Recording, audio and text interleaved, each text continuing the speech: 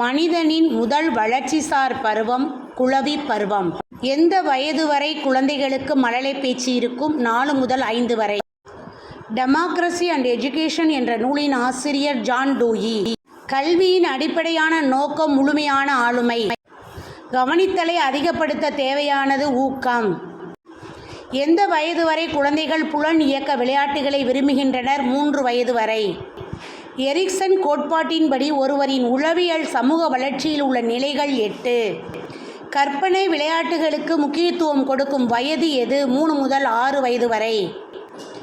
The noisy child and the silent mind என்ற கட்டுரையை எழுதியவர் யார்? Bertrand Russell. கீழ் நோக்கி வடிகட்டுதல் என்ற கொள்கையை உருவாக்கியவர் மெக்காலே பிரபு. மனித உளவியல் அறிஞர் கார்ல ரோஜர்ஸ்.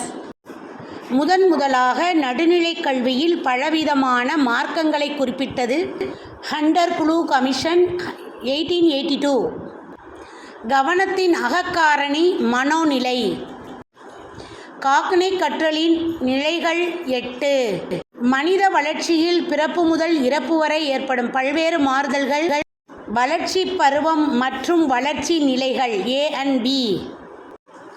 அச்சம் என்பது மனிதர்களிடம் காணப்படும் வெறுப்பூட்டும் மனவெழுச்சியாகும்.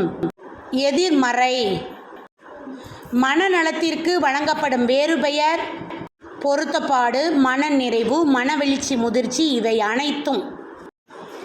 உளத்திறன் அல்லாதது எது? ஊக்கம். ஒத்த வயதினரின் ஓங்குதன்மை காணப்படும் பருவம் குமரப்பருவம். சூழ்நிலை பற்றி ஆராய்ந்த மனநிலை ஆய்வாளர் கெல்லாக்.